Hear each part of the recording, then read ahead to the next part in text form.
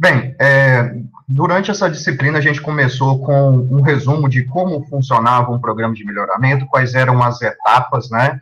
E dentre essas etapas, as primeiras etapas faziam referência a como coletar os dados, né? Como organizar a informação. Depois passamos por uma segunda etapa de como fazer a modelagem, né? Quais eram as fontes de variação importantes. Então, a gente estudou os efeitos maternos, os efeitos de ambiente comum, os efeitos de competitivos que podem haver entre os animais. Depois, a gente passou por uma modelagem genética, né? Como a parte da herança, ela pode ser expressa e controlada, né? E como que a gente, através da informação bruta, a informação fenotípica de campo, poderia separar o que é variação de origem genética e o que é variação de origem não herdável, né? E daí a gente passou para sistemas de seleção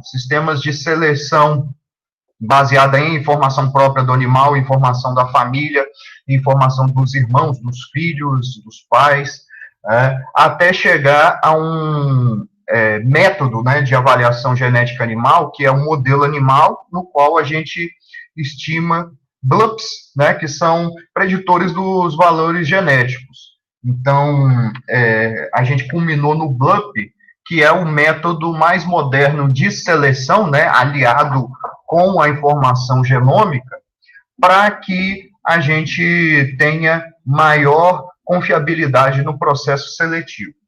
E está disponível aí para vocês os slides, né, os vídeos sobre as estratégias de acasalamento e de cruzamento. Eu terminei ontem essa postagem, né, no YouTube e no plataforma solar.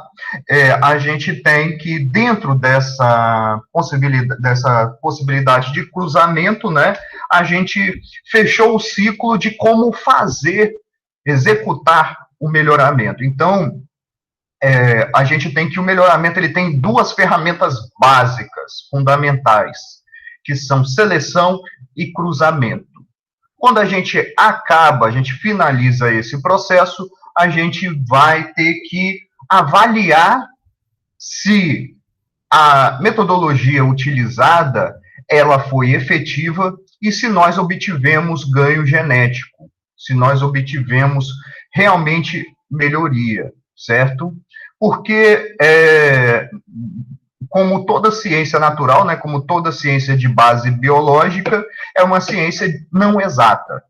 Então, a gente vai ter que analisar o que diferiu daquele planejado e identificar as nossas fraquezas, identificar os nossos problemas no processo de melhoramento. Então, é isso que a gente vai ver na aula de hoje.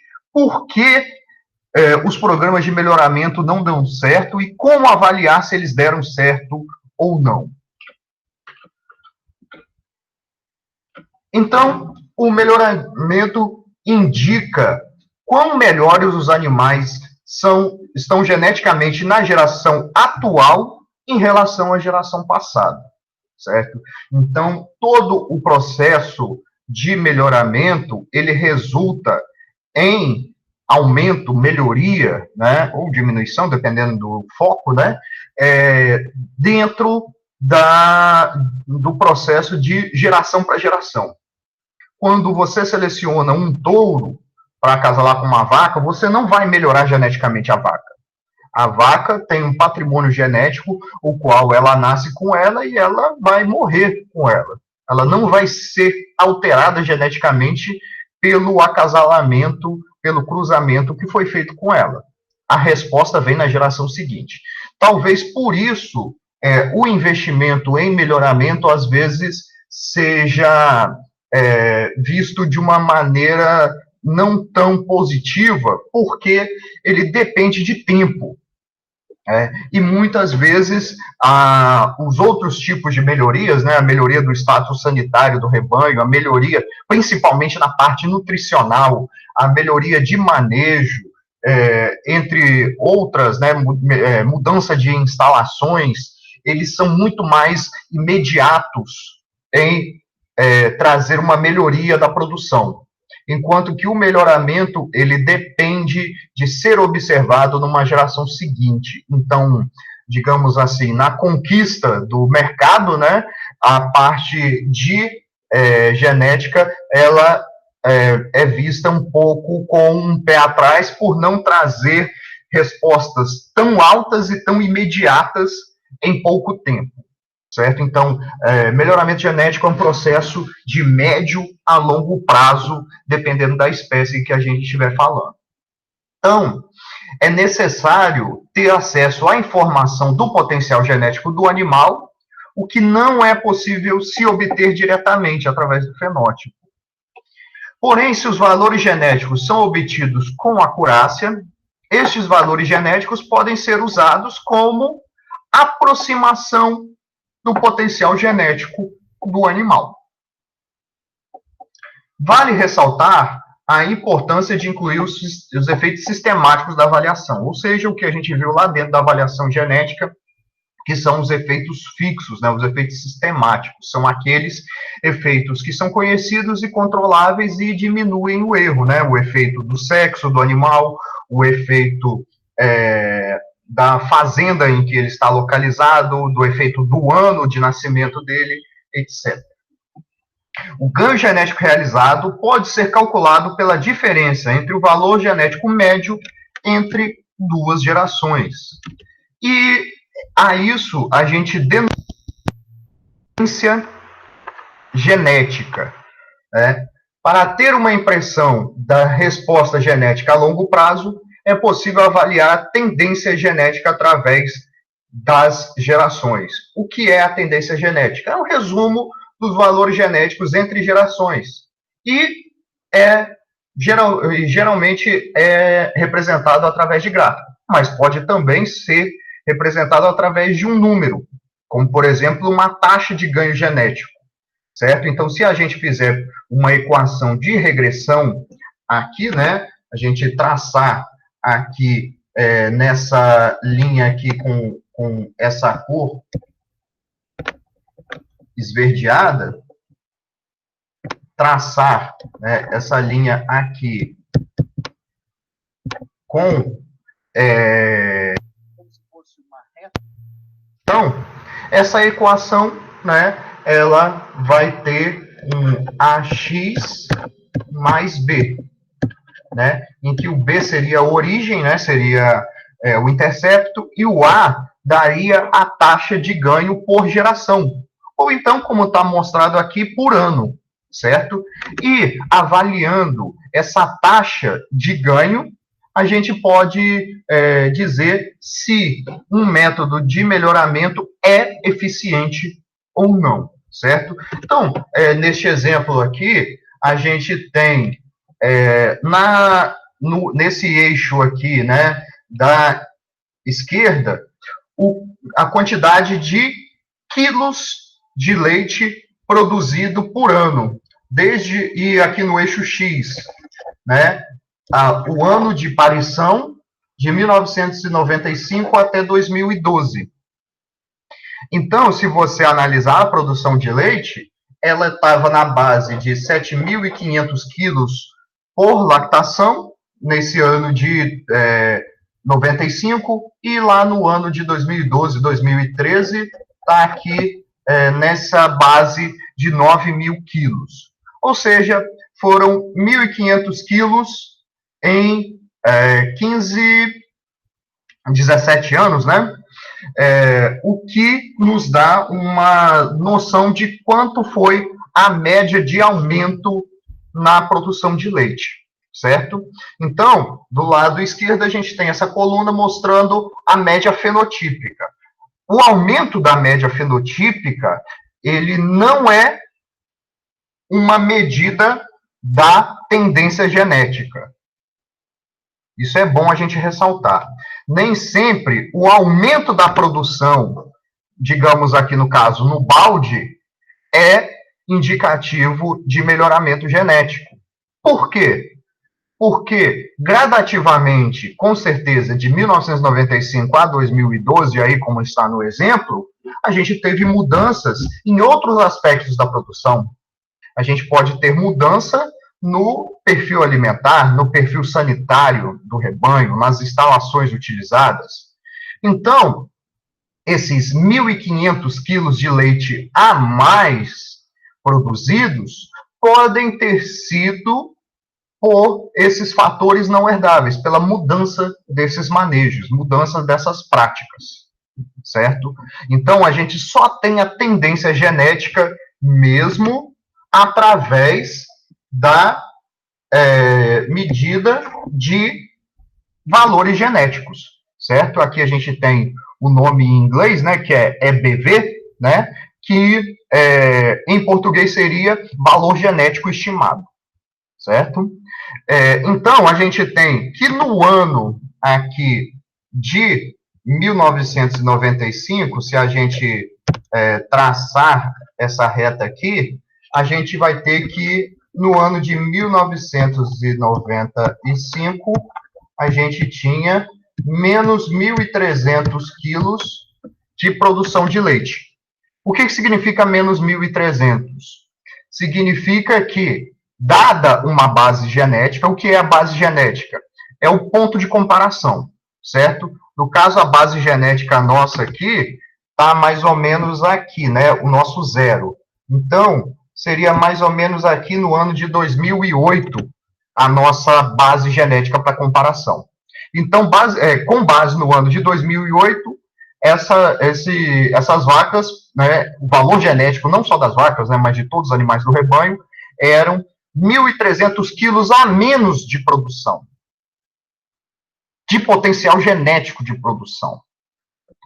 Enquanto que no ano de 2012, 2013, a gente tem que o potencial genético aqui vai para 200 quilos. Então, 2012 ou 2013, vou colocar, nós temos que é positivo 200, certo? Então, a gente faz a subtração. 200 menos 1.300, 1.500 quilos. Então, o que significa isso? Significa que todo o ganho de produção, todo o ganho relacionado, quase todo o ganho, né, relacionado ao aumento de produção de leite, é devido à melhoria genética neste rebanho, nessa população, certo? Então, se a gente fizer uma conta aproximada de 1.500 quilos de ganho numa lactação dividido por 15 anos, a gente pode dizer, sem gráficos assim, que o ganho genético foi de 100 quilos a mais de leite por lactação a cada ano, certo? Isso é uma tendência genética também, certo? No caso, se essa tendência genética for nesse formato aqui que a gente está vendo, linear, certo? Existem ganhos genéticos de outros formatos, mas tipicamente, né, outras trajetórias, mas tipicamente os ganhos genéticos, eles são lineares, uma quantidade quase que fixa, né, ao longo dos anos, a não ser que aconteça uma mudança muito drástica, como, por exemplo, a seleção genômica, quando foi implantada.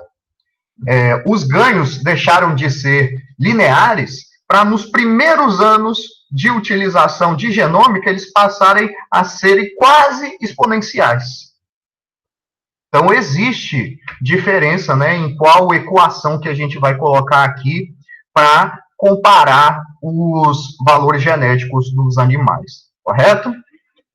Então, de maneira geral, a gente poderia dizer que a tendência genética é um número, como se fosse uma taxa, né, que eu disse, 100 quilos por ano, ou então é um gráfico que demonstra geneticamente, né, como esse gráfico aqui, vou até apagar aqui o slide, né, esse gráfico dessa cor meio esverdeada, né, que demonstra qual é o valor genético estimado ano a ano. Então, com isso, a gente pode ter uma visão de se o programa de melhoramento, né, no caso aqui, o sistema de seleção, né, o programa de seleção genética, ele está sendo efetivo ou não, ok? Mas, afinal, o que pode influenciar a resposta à seleção? A resposta predita é usada para planejar e delinear esquemas de melhoramento.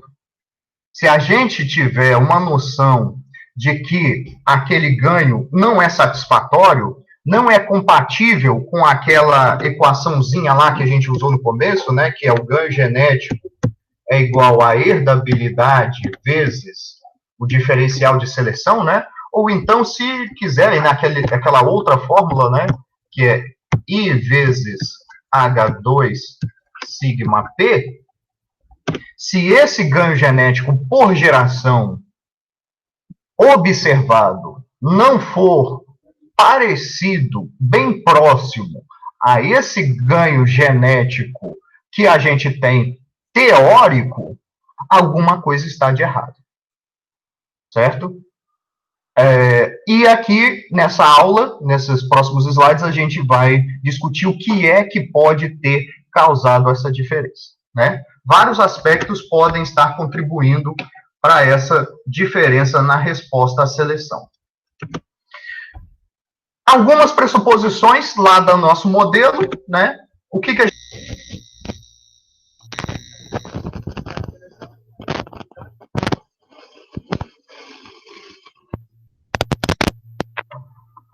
Opa! Dessas respostas aqui podem estar, né, algum desses parâmetros aqui que a gente usou para calcular, podem estar mal calculados. Por exemplo, intensidade de seleção. A intensidade de seleção realizada pode ser inferior àquela usada para predizer a resposta. Por exemplo, alguns dos animais da seleção, por alguma razão, não estavam aptos à reprodução. Então, eu disse, por exemplo, que eu vou usar 10 touros. E eu faço um ranking, uma lista, de 1 a 10 touros. E eu descubro que 2, 3 touros daqueles não estão realizando monta. Não são maduros sexualmente ainda. Ou então, algum deles teve um problema físico, né? Quebrou a perna, ou então teve uma doença e não conseguiu performar sua reprodução.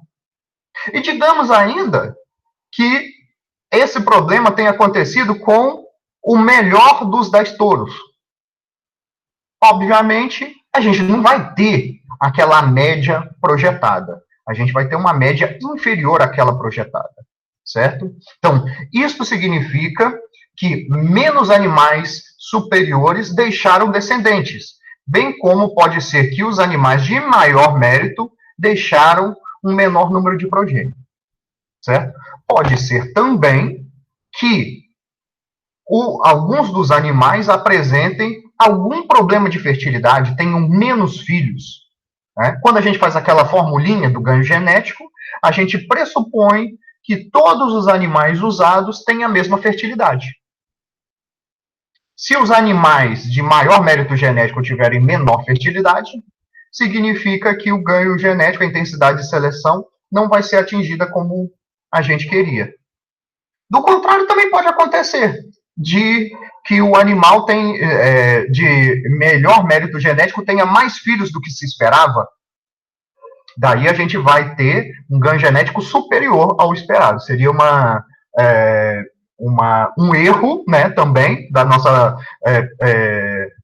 nossa resposta, mas seria um aspecto positivo, né, neste caso. Segundo caso, a acurácia da seleção. Ela é influenciada pela herdabilidade e as fontes de informação. Se o número de animais utilizados para obter a informação for baixo, pode haver viés na predição. Isso é uma questão bem interessante. Vamos supor, por exemplo, que a distribuição das médias, digamos, de peso dos filhos de um touro apresente esta trajetória, certo? Ou seja, uma distribuição parecida com a normal.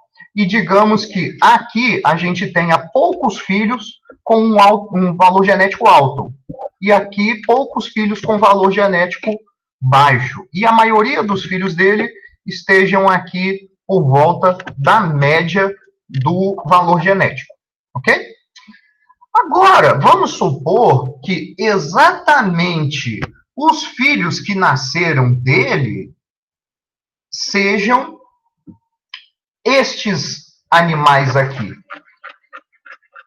E que a nossa avaliação genética diz que a média dos filhos dele está neste valor aqui. O que aconteceu aqui? A amostra foi pequena e a gente superestimou o potencial genético do animal. A gente está usando esse animal como se a média dele fosse esse ponto azul, bem alto. Mas, na verdade, a média dele é o ponto vermelho. O que aconteceu? Como ele teve poucos animais, por um acaso, por uma sorte dele, digamos assim, a avaliação dele foi maior do que a esperada. O mesmo pode acontecer o contrário. Da gente ter um animal bom, mas que, quando a gente foi coletar os dados, só tinham nascido os filhos ruins desse animal. Então, a gente tem uma subestimação do potencial do animal. Por isso que a gente recomenda, né, quando a gente volta lá naquela ideia de avaliação genética animal, que os animais só sejam usados para reprodução, para touros melhoradores, né, não só em touros, mas em todas as espécies, quando a acurácia, a confiabilidade da informação for superior a 70%. Por que a gente diz isso? Porque se a acurácia for baixa, a gente pode estar cometendo erros desse tipo. Pegar um touro como se ele fosse excelente e depois, né, verificar que o potencial dele foi superestimado porque a gente teve uma amostra pequena. Ok? E um outro caso pode ser que a herdabilidade assumida para determinada população seja diferente da real. A gente sabe que vários fatores influenciam na herdabilidade. Entre eles, a gente tem que são os fatores ambientais. Então, pode ser que na geração que a gente está analisando, existam mais efeitos ambientais que não são controláveis do que na geração utilizada para estimar a herdabilidade. O que acontece? Quando você diz que a herdabilidade é, por exemplo, 0,40, quando, na verdade, ela é 0,30, esses 10% que foram atribuídos à genética, eles não vão ser repassados à geração seguinte. Então, na verdade, a herdabilidade real, a herdabilidade efetiva, ela pode não condizer com aquele número que você usou para fazer suas estimativas. Principalmente quando aquela população está num trabalho inicial de melhoramento. Você não tem muitos dados sobre ela. E o que vai acontecer? Você vai precisar de pegar a herdabilidade de uma população parecida para, pelo menos, ter uma ideia de como o programa de melhoramento vai ser delineado.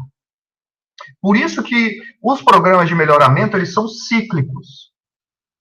Ao final de cada processo de melhoramento dentro do sistema seleção-cruzamento, a gente tem que chegar ao final para reavaliar quais foram os pontos errados. A gente pode, agora que a gente tem informação dos pais e dos filhos, estimar uma nova herdabilidade e descobrir qual é a herdabilidade nessa população. E essa herdabilidade vai ser mais confiável, mais exata, né, do que aquela que a gente pegou anteriormente. Desvio padrão genético, né, ou então variância genética, né? Se as informações de pedigree são coletadas de maneira correta, os animais não terão, não são coletadas de maneira correta, os animais não terão o desempenho esperado. Tanto pode ser por erro de campo, erro na digitação do valor, por exemplo, isso é muito mais frequente do que a gente imagina, ou por erro na coleta do pedigree. Dizer que um animal é pai de um outro, ou filho de determinado animal, altera o modo como a gente estima a variância da população, certo? Então, a gente pode dar um exemplo simples, uma troca de um número 3 por um número 8, ou uma troca de uma digitação de uma casa decimal, uma casa decimal não, uma unidade a mais, né, no número antes da vírgula, podem levar a diferenças absurdas na avaliação genética, certo? Mesmo com pedigrees exatos, o valor genético pode sofrer influência de variações aleatórias, né? Como as variações ambientais ou então as variações de amostragem. Ok? Intervalo de gerações. A maturidade de uma nova geração pode ser mais tardia ou mais precoce, alterando o resultado em termos de ganhos genéticos anuais. Então, se a gente espera, por exemplo, que uma vaca ela tenha a sua primeira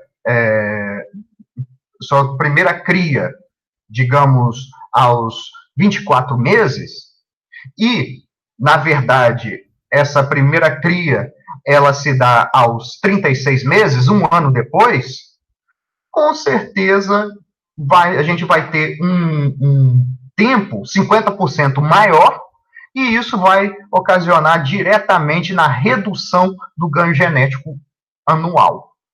Então, toda vez que a gente faz aquela equaçãozinha e traça quais serão os ganhos a serem alcançados, a gente vai ter que confrontar todos esses pontos para saber se o nosso planejamento foi correto ou não, baseado nos dados obtidos.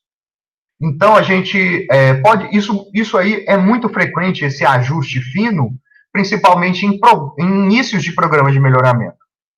Quando você não tem noção bem clara de quais são os índices zootécnicos. E você pode perguntar, por exemplo, ao produtor, a um técnico que acompanhe, e pergunte assim, qual é o tempo médio, a idade média da primeira aparição dessas vacas?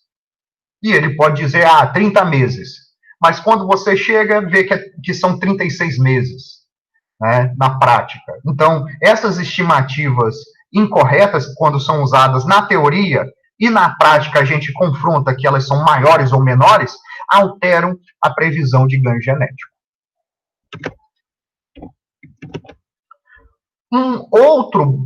Uma outra questão que pode estar ligada a isso é o que se chama limite de seleção.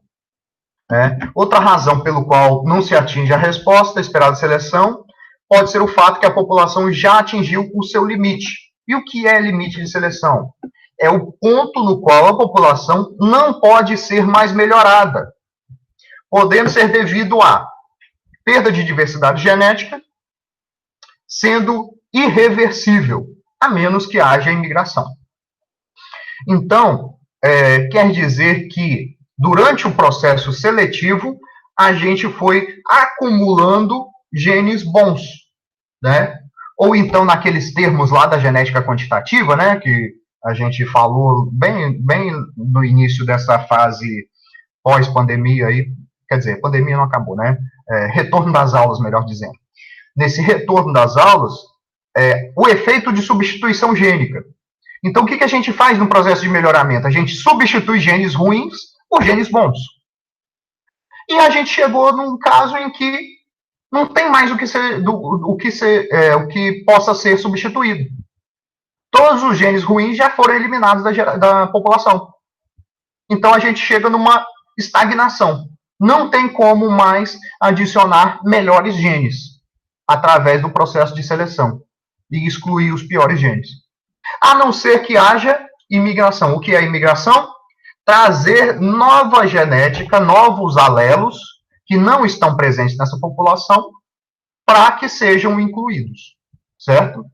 Então, a gente tem duas fontes básicas de novos alelos na população.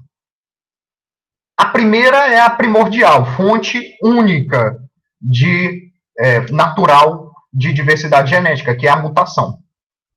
O segundo é, dado que essa migração aconteceu em outra população, trazer esses alelos mutantes de lá. Como a gente está falando em tempo restrito, né, uma mutação ela acontece a um nível de 1 em 10 mil até 1 em 100 milhões de indivíduos, né, e raramente ela é de uma mudança perceptível, uma mudança de ganho de função, né? Então a gente está falando de 1 em milhões, na verdade. A gente fala em 1 em 10 mil, 1 em 100 mil, por mutação em geral. Mas para a mutação ser benéfica, mais raro ainda, né? E para ser benéfica e perceptível em termos de substituição gênica, que dê diferença no fenótipo, nós estamos falando de raridade. Então, a fonte prática, né, a maneira mais prática de trazer mais diversidade alélica, mais diversidade gênica para uma população, é usar outras populações, fazer imigração, adquirir sêmen, adquirir ovócitos, embriões, animais vivos que vão ser usados na reprodução, para que haja maior diversidade, e aí a gente possa criar um novo limite de seleção. A gente passa dessa estagnação e tem uma possibilidade de melhoria da população, certo? Pode ser também que a característica que a gente esteja selecionando seja contrária à seleção natural. Seria quando o fitness é afetado pela seleção. A gente dá um exemplo bem didático. Vocês provavelmente já ouviram falar da raça de bovinos Belgian Blue. Se não ouviram falar nesse nome, muito provavelmente vocês já viram alguma coisa, principalmente na internet, sobre touros que são extremamente musculosos. Parecem que fizeram algum tipo de musculação, que tem o que a gente chama, dentro do meio popular da bovinocultura, de musculatura dupla. São animais que têm um defeito genético, né, no gene da miostatina, que faz com que o músculo cresça muito mais do que o normal. Ou seja, não há um bloqueio para o crescimento muscular, ao contrário da maioria das pessoas, né, da maioria dos animais, né? Bom, eu falo pessoas também porque existem mutações genéticas nas pessoas, né, em seres humanos, que também fazem isso, né? E, bom, isso aí, do ponto de vista comercial, da comercialização da carne, produto peso vivo do animal, isso aí é excelente. O rendimento de carcaça de um animal desse passa de 60%, né? Enquanto que o médio dos animais, né, dos bovinos de corte é 50 e alguma coisa. Então é muito mais econômico. Só que a gente tem um problema seríssimo. Esses animais têm um desempenho reprodutivo muito ruim. monta natural deles é bem impeditiva, porque os animais são pesados e, normalmente, eles apresentam lesões ou dificuldade para realizar o processo de montagem, né, seria a deposição do sêmen no trato reprodutivo da fêmea, e as fêmeas apresentam um problema bem sério, que é a quase totalidade dos partos serem distóxicos, serem dificultosos. A gente tem uma incidência por volta de 95% de cesarianas nessa raça. Então, a gente pode dizer assim, a gente está selecionando artificialmente, mas se esses animais forem considerados numa situação natural, muito possivelmente eles estariam extintos por problemas reprodutivos. Eles não teriam um número de descendentes suficiente. E no caso em que nasçam naturalmente os bezerros, são bezerros menores. Ou seja, a seleção natural vai levar essa população à perda desse gene, ao invés do ganho desse gene. Então, existe um limite dado pela seleção natural para essa característica. E a gente só aumenta essa característica porque a gente está num meio artificial, certo? Outro exemplo de oposição à parte natural seria seleção contra ao teor de colesterol no ovo. É perfeitamente possível que a gente tenha a diminuição do colesterol no ovo, tem uma herdabilidade boa e responde bem à seleção. Só que o que acontece? Não nasce pintinho. Então, se eu comercializar o ovo com baixo nível de colesterol, aquela linhagem é praticamente extinta, né? Naquela geração. A gente vai comercializar os ovos, mas se a gente quiser replicar essa linhagem, a gente não vai ter como de forma reprodutiva.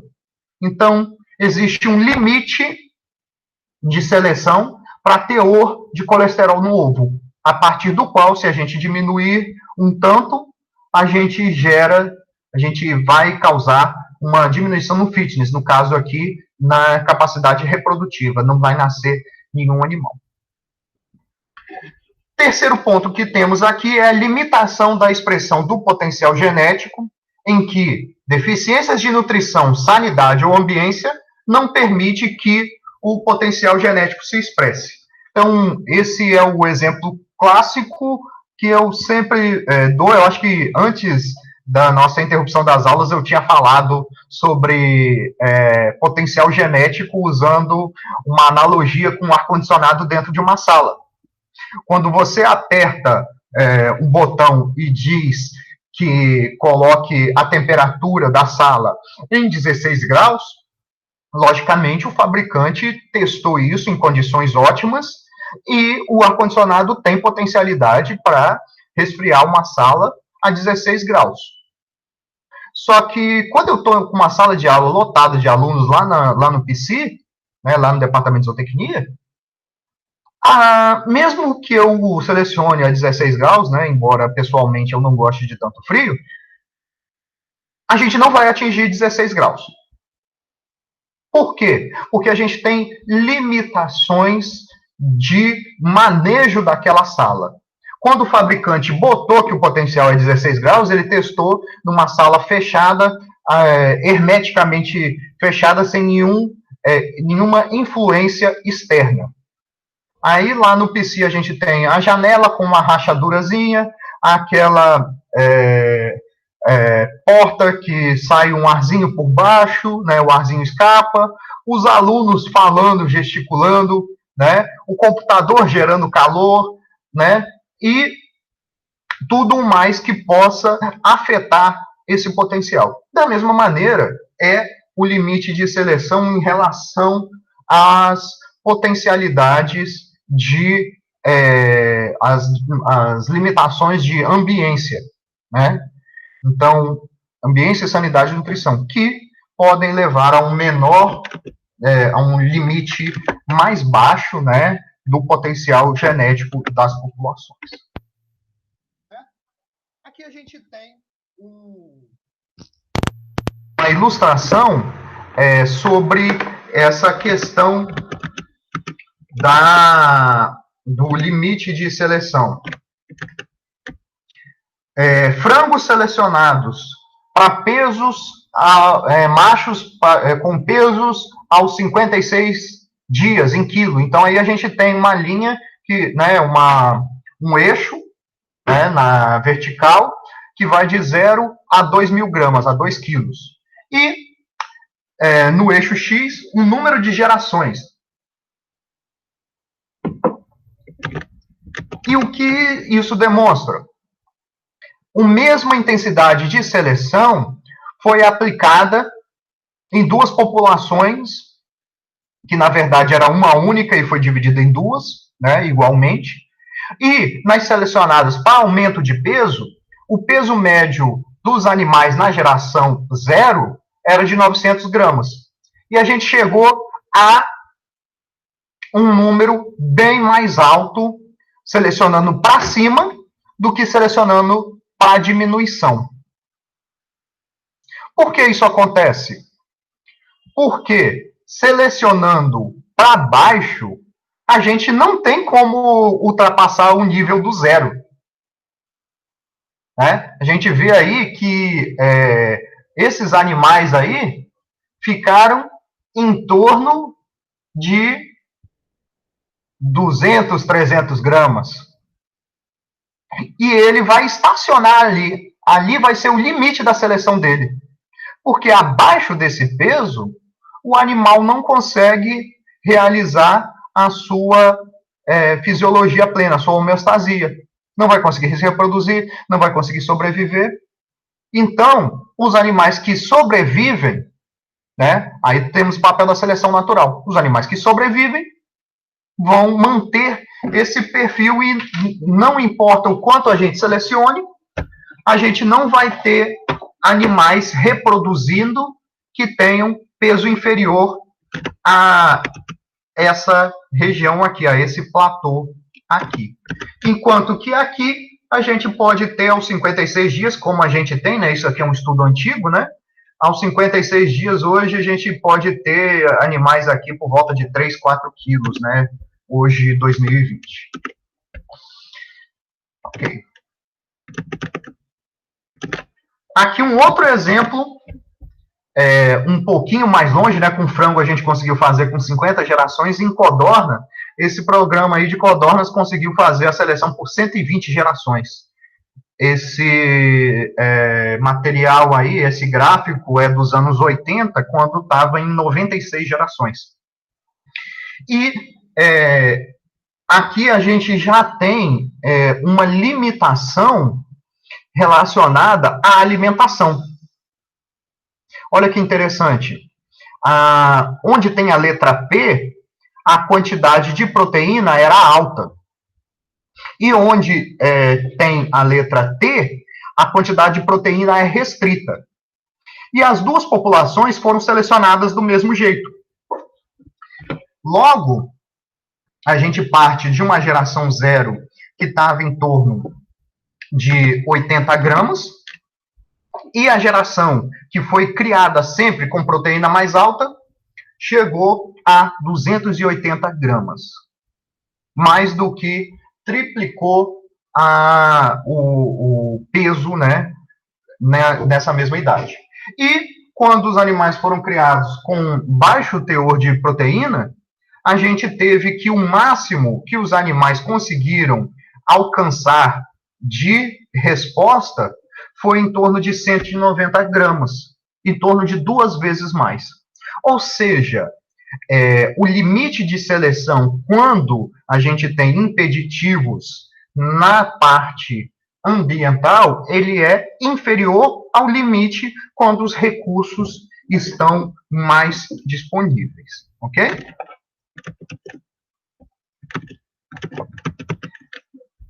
Questões práticas influenciando a resposta à seleção.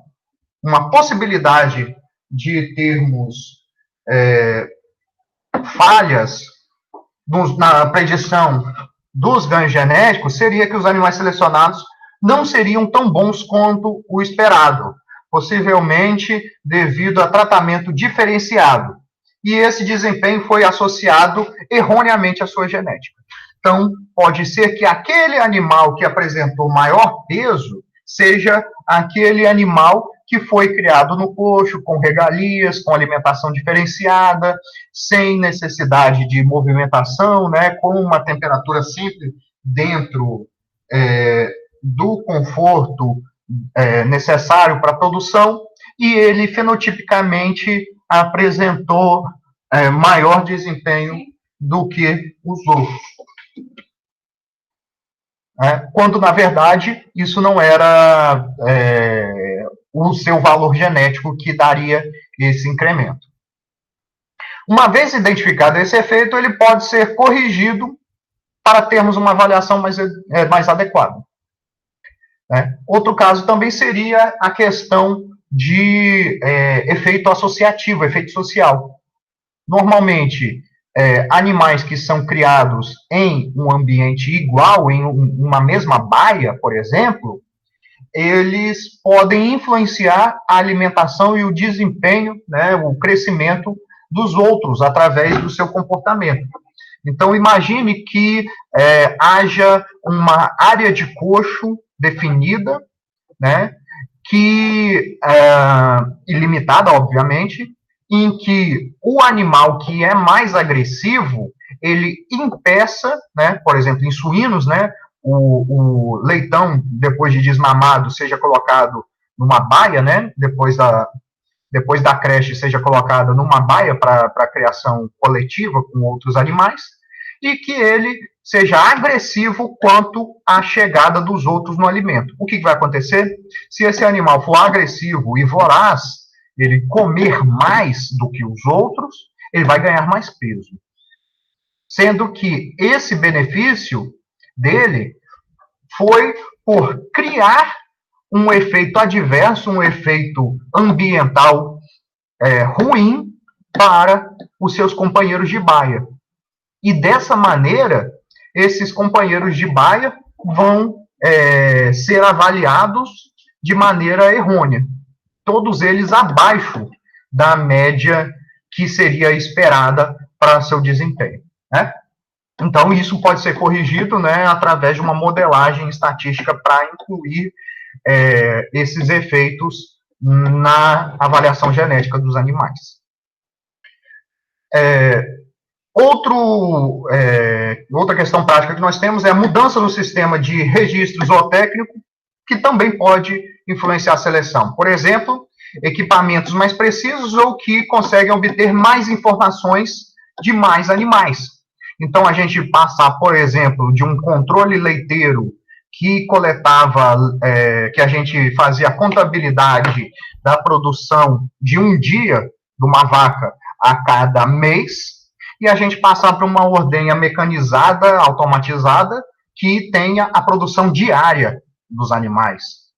Obviamente, tendo mais informações, a gente vai ter mais confiança, a gente vai ter mais precisão também sobre o potencial, né, e o valor genético destes indivíduos, ok? E uma outra questão também que vem a calhar aqui, quando a gente avalia animais, principalmente em locais, né, fazendas diferentes e até mesmo regiões diferentes do Brasil, ou até países diferentes ao redor do mundo, é o que a gente chama de interação de genótipos por ambientes, ou IGA, né, a sigla utilizada. Quando a seleção é baseada no desempenho de animais que vivem em um ambiente diferente daquele onde suas progênies serão criadas, pode haver risco de que estes animais não expressem o seu potencial de desempenho. Este risco é insignificante quando os ambientes são similares, né? Então, seria o caso, por exemplo, da gente pegar material genético, alguém chegar aleatoriamente e perguntar para mim: professor, qual é a cabra, a raça caprina de maior produção de leite? Me perguntar especificamente isso. E eu respondo, Sandem. Aí o cara, sem noção alguma do que está fazendo, pegue esses animais, compre, pesquise no Google e descubra que o melhor material genético de Sandem no mundo está na França e importe um rebanho inteiro de animais Sandem e resolva colocar num sistema de produção aqui do semiárido, na Caatinga, com pastejo livre na Caatinga. É óbvio que a diferença entre o sistema que esses animais foram criados lá, estabulados com uma temperatura regular, né, principalmente que essa criação de cabras lá se dá em áreas mais montanhosas, que tem uma facilidade maior de atingir o conforto térmico do animal, não vai ser nem parecido à produção aqui, né? Então, se substituir cabra Sandem por vaca holandesa ou por bovino Angus, né, dentro do Brasil, isso aí também vai ter a mesma tendência de resposta, certo? Mas se a gente pensar numa raça usada por uma pessoa que é seu vizinho, né, e você começa a fazer a produção com essa mesma raça, as produções não vão ser muito diferentes dentro dessa expectativa, certo? Se a gente tem animais geneticamente similares aos deles, a produção tende a ser a mesma se a gente seguir os mesmos manejos e tiver o mesmo microclima. Qual a importância de se entender a interação genótipo-ambiente? Indivíduos melhores, geneticamente, em um ambiente, condição de criação, nem sempre serão os melhores em outras condições de criação. Ou seja, valor genético do animal varia conforme o sistema de criação, conforme o clima, conforme as condições climáticas, conforme as condições sanitárias, as condições nutricionais, né?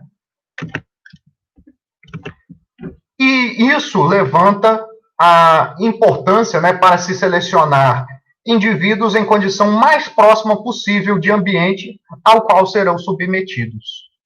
Então, existe uma tendência, principalmente no melhoramento de aves e suínos, né, que é a utilização de rebanhos, né, plantéis, são chamados núcleos de pedigree, né, são de elite genética, e que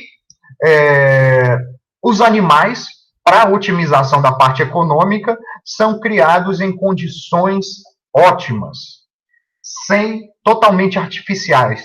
Para quê? Por quê? Porque um animal daqueles que tenha algum problema reprodutivo, algum problema que leve à mortalidade, leva a um prejuízo econômico muito grande, né, por conta da escala de reprodução que ele pode atingir, o número de produtos que ele pode gerar. No sistema comercial, a questão do custo de produção, ele inviabiliza o processo, de maneira que, para o produtor ter lucro, ele tem que reduzir algumas fontes de custo, né? Esse controle extremo que a gente tem nos rebanhos de raça pura, o criador lá de animais cruzados, né, de pintinho de um dia e de leitões para engorda, vão ser bem mais restritivos, né, esses custos, vão ser mais impeditivos da viabilidade econômica do que eram lá em cima, em que eles comercializavam genética e não carne, né? Então, se eles criam animais em condições ideais lá no rebanho elite, A genética que chega no mercado final vai ser uma genética adaptada a uma condição perfeita. Então, vai ser uma genética pouco rústica, pouco robusta. E eles perceberam que isso estava dando muitos problemas para o criador. Você tinha que investir muito em ambiência, investir muito em controle de instalações para ter um desenvolvimento bom e lucrativo da atividade de aves e suínos. O que eles estão fazendo agora? Eles estão optando pelo que eles chamam de robustez.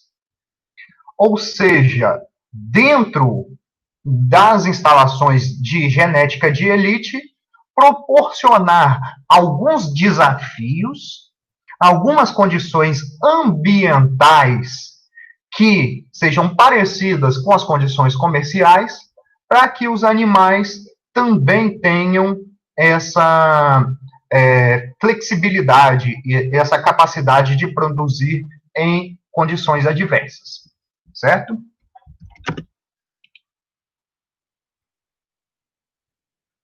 Para cada ambiente específico, poderá haver um genótipo mais adequado. Havendo interação de um ambiente que seja relativamente menos oneroso ao produtor com algum genótipo específico, existe a possibilidade de se usar todo o potencial genético do animal. Aí vem a pergunta: indivíduos selecionados em outros países terão o mesmo desempenho nas condições brasileiras?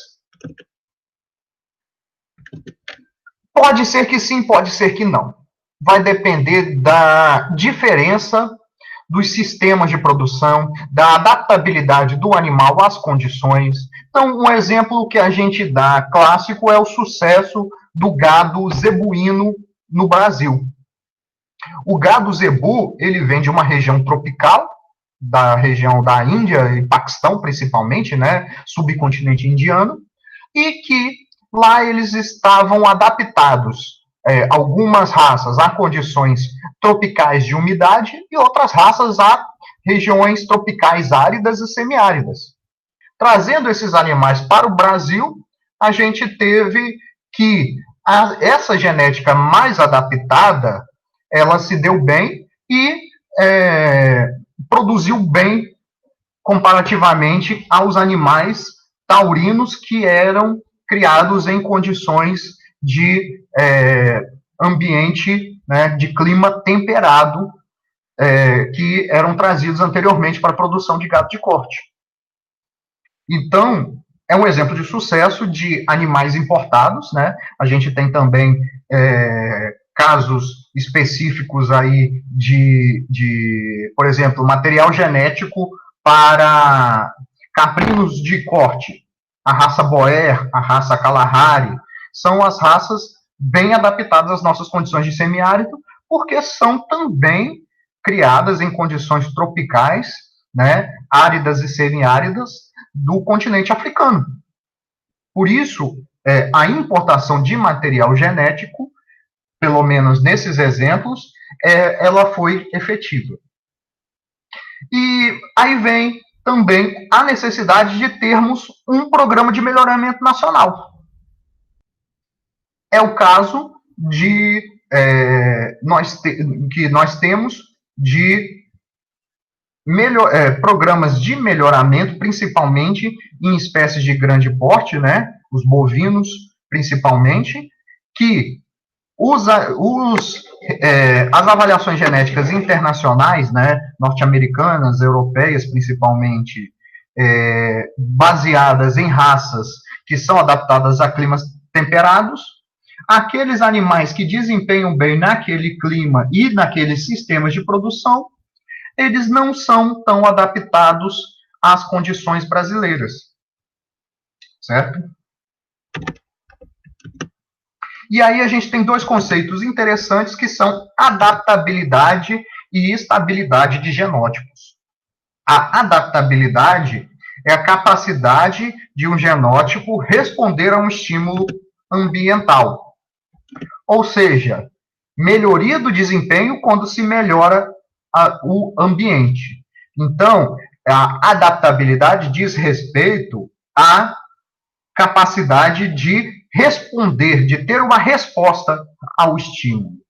Então, quer dizer, uma raça que, com baixo nível tecnológico, baixo nível de nutrição e sanidade, ela produz pouco. Mas à medida que você melhora o seu manejo, você tem uma melhoria na produção. Isto é adaptabilidade. E outro termo aqui seria a estabilidade, que seria a constância de desempenho através de ambientes. Ou seja, menor variância média nos ambientes considerados. Que haja uma homogeneidade da resposta em diferentes ambientes. Ou seja, isso seria o ideal, né? Que ele produza bem, independentemente de qual for o ambiente. Né? É claro que essa condição de produzir excelentemente conforme se varia o ambiente, ela é um tanto quanto utópica, né? Não é tão plausível assim no mundo real. Mas o segundo tópico aí que diz menor variância, né, menor variação nessa resposta, ele é obtido na prática, sim, pode ser. E diz respeito ao que a gente tem como previsibilidade. A gente sabe como vai ser o desempenho, né? Então, variações ambientais não afetam tanto a nossa previsão de desempenho, né? Classificando interação genótipo-ambiente, certo? Isso aí foi até questão de prova do ENAD em 2014, se não me engano, né? 2013? Não tô muito certo de que ano foi, não. Acho que foi 2014. Não me lembro a data exata. Mas foi questão. O que é uma interação genótipos por ambientes forte? É quando a gente tem grande mudança de desempenho e ordenamento. Então, aqui a gente vai ter, nessa região colocado aqui, um gradiente ambiental. Então, aqui, ambiente ruim e ambiente bom. Ou seja, à medida que a gente vai caminhando para a direita, o ambiente vai melhorando. E aqui no eixo vertical, a gente teria o desempenho, né? Desempenho positivo, desempenho inferior. Perdão. Né? Então, e essas retas, essas cores, elas representariam genótipos diferentes. Então, o que quer dizer? O genótipo da cor preta, ele produz bem, tem um bom desempenho num ambiente ruim, mas num ambiente melhorado, ele reduz o seu desempenho. Enquanto o genótipo aí da cor vermelha, ele produz mal num ambiente ruim, mas à medida que o ambiente melhorado, a gente tem uma melhoria no seu desempenho. E o segundo caso aqui de interação forte seria quando a gente passa também de um ambiente ruim para um ambiente bom. Ambos os genótipos respondem, né? Então, quando a gente melhora o ambiente, a gente melhora a resposta nos dois. Só que o que acontece aqui? O genótipo representado pelo vermelho, ele apresenta um grau de resposta muito melhor. Ou seja, uma adaptabilidade maior. Certo? Então, a gente vai ter uma grande mudança nas diferenças de desempenho. Então, se a gente verificar aqui mudança no desempenho, a gente vai ter aqui que a diferença é alta no ambiente ruim e baixa no ambiente bom.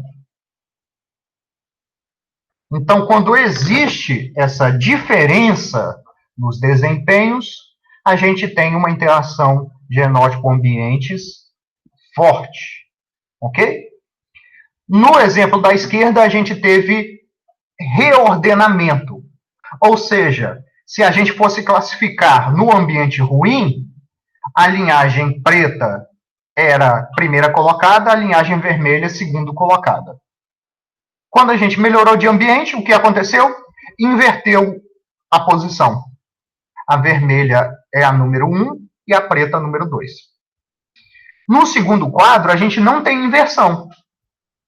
O preto, ele apresenta bons resultados, é primeiro colocado tanto no ambiente ruim quanto no ambiente bom. Qual dos dois é mais estável? O preto, porque ele variou menos de produção com a mudança do ambiente. Então, ele tem maior estabilidade. Ok? Casos de interação fraca seriam os casos em que há pouca mudança na diferença, sem mudança de ordenamento, né? Então, existia uma pequena diferença entre o preto e o vermelho, com o preto superior, e quando o ambiente foi melhorado, essa mudança, né, essa diferença, foi pequena também. Mas o preto continuou sendo a melhor das linhagens. E aqui ocorreu reordenamento, mas esse reordenamento não deu tanta diferença fenotípica entre os dois, né? É uma diferença muito pequena. Quando a diferença é pequena, a interação é fraca, né? A interação genótipos por ambientes fraca. Ausência de interação seriam os casos em que a gente não tem diferença entre os dois genótipos, seja numa parte ascendente com o aumento da produção, ou seja, com a diminuição da produção. Ou seja, a diferença, o valor absoluto da diferença entre as linhagens, ou entre as raças, ou entre as espécies, continua sendo constante ao longo do tempo. Então, se não tem diferença, se não tem reordenamento, né, e se não tem mudança nessas diferenças, não há interação genótipos-ambientes. Então, neste caso de ausência de interação genótipos-ambientes, a gente tem a possibilidade de usar um genótipo que é melhor numa situação para ser também o melhor em uma segunda situação, uma segunda condição ambiental. Normas de reação, né, é a capacidade de um genótipo de produzir diferentes fenótipos em resposta a mudanças ambientais. Então, o ambiente, neste caso, é dado em forma de um gradiente. Pode ser uma variável quantitativa com variação contínua, como, por exemplo, temperatura e TGU, né, que não sei se vocês já estudaram climatologia ou bioclimatologia, né, seria um índice de agregado de temperatura, né, umidade e a luminosidade, né, a incidência luminosa capturada pelo globo negro, né, para medir o conforto térmico do animal, por exemplo, né. Então, temperatura variando de 20 graus a 40 graus, seria um gradiente de temperatura, né? De TGU eu não tenho mais os números na cabeça, até me esqueci qual é o número de variação, mas lá por volta de 70, alguma coisa, eu não me lembro muito bem. Nível de proteína. Vamos dar níveis de proteína na dieta variando de 20 a 28% de proteína bruta na dieta, e vamos analisar como evoluem, como variam os valores genéticos. energia, né, quilocalorias na ração, ou quilocalorias de energia metabolizável na ração, né, também poderiam ser considerados aqui no cálculo. Então, aqui é um exemplo em que cada linha dessa é um animal, certo? E que no eixo Y a gente tem o nível de proteína colocado para cada genótipo, para cada animal. Então, a gente vê, por exemplo, que essa primeira linha de todas aqui, essa linha preta sólida aqui, ela é, desde lá do começo, a melhor geneticamente, né? E num ambiente mais pobre, né? Sim, isso aqui desculpa porque eu comuniquei de maneira errada. Aqui é produção de proteína no leite. Aqui é ambiente, né? Ambiente de produção melhor e ambiente de produção pior, certo? Então, fizeram uma escala de ambiente de produção e verificaram que os animais que produziam melhor aqui no ambiente negativo, né, com ambiente ruim, também produziam melhor nesse ambiente bom. Assim como no último colocado aqui, que era melhor nesse ambiente positivo, era o pior aqui no ambiente negativo. Então, a gente pode observar que existe aqui uma interação genótipo-ambiente fraca. Primeiro, que não tem reordenamento. O melhor é o melhor lá no ambiente ruim e é o melhor no ambiente excelente. E o pior é o pior. Então, não tem reordenamento. Não tem uma reta, não passa por cima das outras. Porém, a gente tem que pode se caracterizar, né, como uma interação fraca. Por que a gente diz que é fraca? Porque aqui, nas condições de criação mais baixa, vou até apagar aqui a tinta, a diferença entre os genótipos é pequena. O que quer dizer isso? Significa que tanto faz a genética aqui, a gente não vai ter uma superioridade muito grande dos animais. E quando o ambiente melhora, você vai ter uma destacada vantagem genética de um dos genótipos. Então, pode ser que seja uma interação genética fraca ou forte, dependendo dessa magnitude aqui, desse distanciamento. Mas, de fato, não acontece reordenamento. O melhor animal para uma condição de baixo nível de ambiente vai ser o melhor para de alto nível de ambiente. Diferente, por exemplo,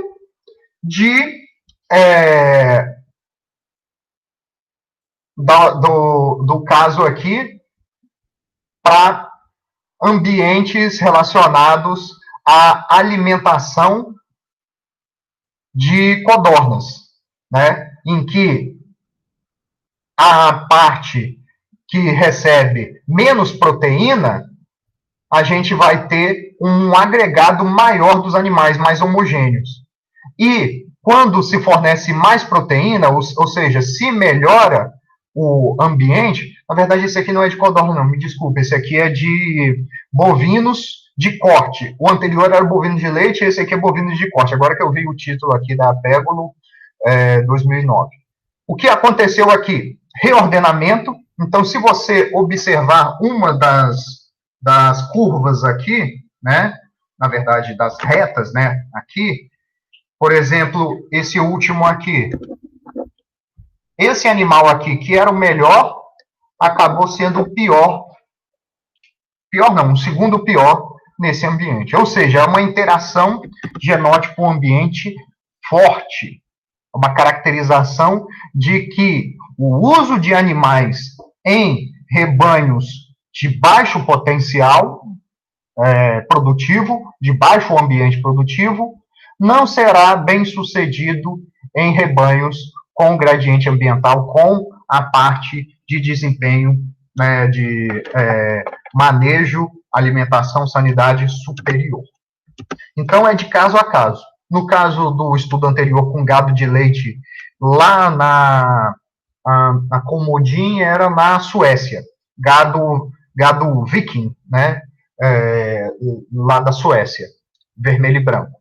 E aqui, no caso, gado Nelore, dentro do Brasil, a gente tem interação forte. Lá no caso da Suécia, não tem reordenamento e parece, né, se não me engano, foi uma interação genótipo-ambiente fraca. Consequências da interação genótipo-ambiente. Avaliações genéticas feitas em uma região não podem ser aproveitadas em outras. Então, a gente tem um grande problema, principalmente na região norte e nordeste do Brasil, em que as avaliações genéticas nacionais para gado Nelore, os melhores reprodutores que geram animais de maior ganho genético, né, de maior potencial genético aqui na região nordeste, principalmente regiões de semiárido, não são os mesmos que são os melhores avaliados na região centro-oeste e sudeste. E também não são os melhores da região sul. Importação de material genético para locais de clima e sistema de manejo diferenciado devem ser avaliados se houver a presença de interação genótipo-ambiente. Do caso lá do gado vermelho e branco viking da Suécia, você poderia colocar ele tanto num sistema de baixa produção quanto de alta produção, que o melhor era o melhor. Mas no Nelore, não. O Nelore da região sudeste não os reprodutores Nelore melhores na região sudeste não são os melhores, por exemplo, no oeste baiano, ou no sul do Piauí, ou então no Maranhão. Similaridade de ambientes deve ser levada em conta, e reordenamento de animais gera diferentes valores econômicos para sêmen, óvulos e embriões. Daí a gente tem meio que uma oportunidade.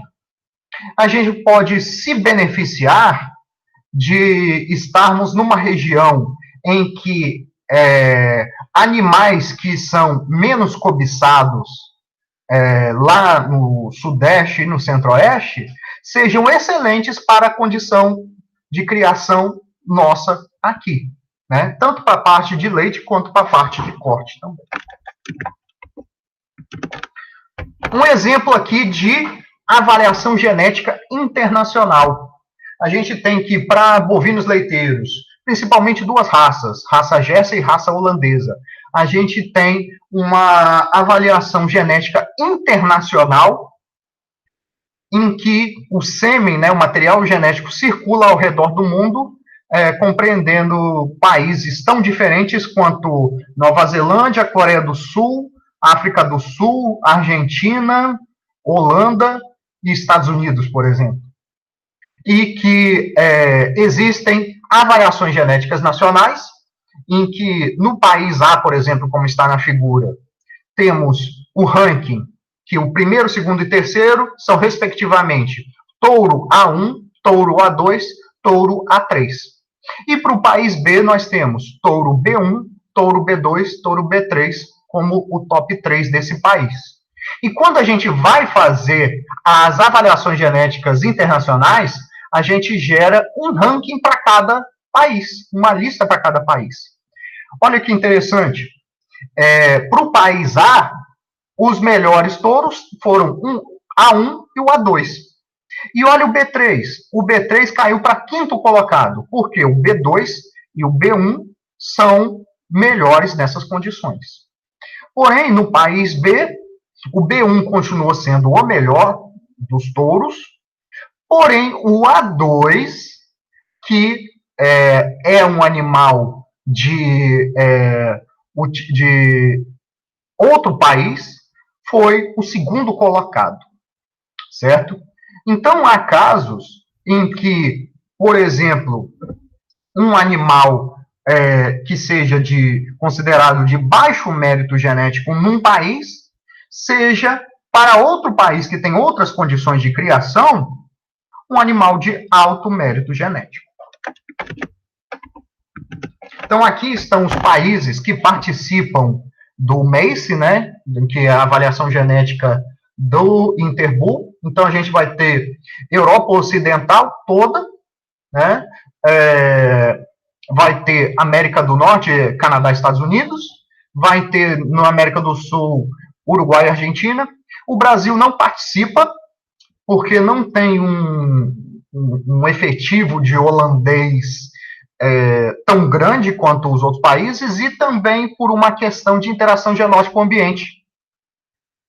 Os touros brasileiros, a genética dos touros brasileiros aqui usados até então, eles não têm competitividade com os touros usados em outros países, certo? Do contrário do que acontece nos outros países em que o material circula meio que livremente, independente do país, certo? Então, a gente vai ter condições das mais variadas. Por exemplo, na Nova Zelândia, a produção é quase toda a pasto, enquanto que na Europa, ela é quase toda estabulada. Então, a gente tem diferenças em sistemas de criação dos animais. E essa diferença de sistema de criação dos animais vai gerar interação genótica por ambientes. Aí vem uma pergunta crucial dentro do processo.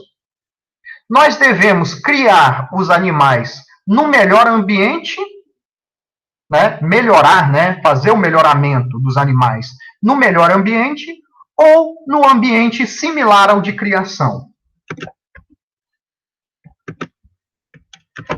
Bom, desculpe aqui, retornando a essa questão, temos que meio que polarizado essa resposta.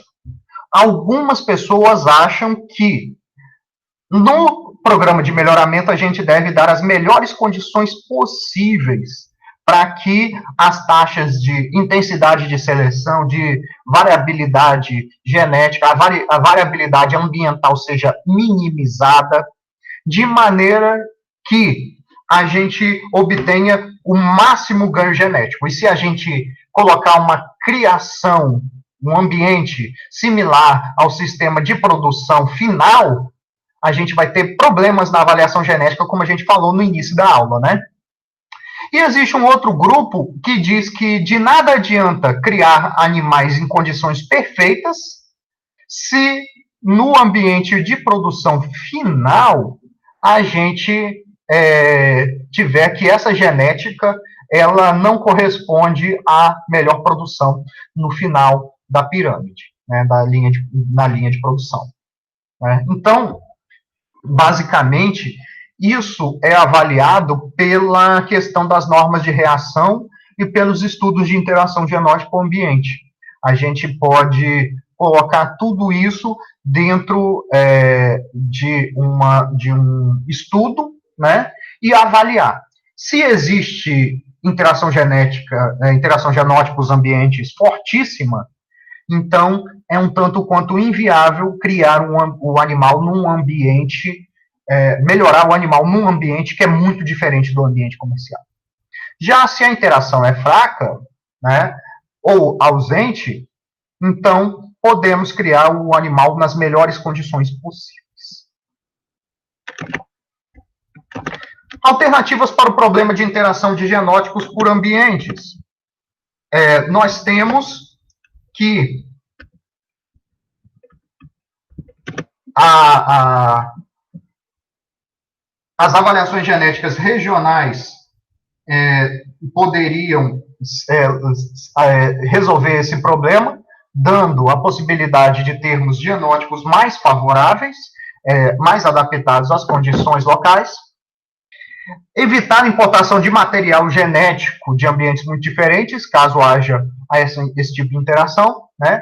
Preferência a genótipos de ambientes adaptados, ou, então, em alguns casos, nem em todos os casos isso é possível, por diferenças grandes no mérito das raças, né? Mas em alguns casos a gente pode se beneficiar de utilização de raças nativas e naturalizadas, se for o caso. Programas de melhoramento regionais, que utilizam esses recursos genéticos criados nos próprios locais, embora um programa de melhoramento, como vocês já viram na disciplina, completo, ele seja muito trabalhoso e custoso, né? Cruzamento com raças adaptadas também é um esquema que pode ser utilizado para quebrar esse problema, ou então fazer um esquema mais radical, implementar o ambiente ao qual o animal esteja adaptado. Então, vamos pensar o seguinte, vamos criar escargot, caracol comestível, que é originário da França. Eles têm que a zona de estresse térmico deles, acima de 25 graus, eles já não produzem. Bom, os produtores brasileiros têm duas opções. Criar esses animais com condicionador de ar-condicionado, então o custo vem altíssimo por causa do custo de energia e das instalações. Então temos um custo altíssimo, porém esse material genético vai ser o escargot original de linhagem europeia, né, o caracol francês, ou então o que muitos brasileiros fizeram, vamos criar caracol africano. E o caracol africano não vai precisar de adaptação de temperatura, né? Tá aí 28, 30 graus, e ele está legal se reproduzindo e tudo mais. É um custo inferior, mas a qualidade também é inferior e o produto não tem tanta aceitação no mercado, certo? Qual foi o resultado? Muitos produtores viram que o produto não tinha saída, soltaram os animais no mato, e a gente tem até hoje, né, por exemplo, do campus do PC, quem andar vai ver caracóis africanos, oriundos dessas criações de escargot, muito abundantes, principalmente na época do inverno. Começa a chover, eles se multiplicam muito, né? Então, acabou que uma das pragas que a gente tem é devido a um problema de interação genótipo-ambiente.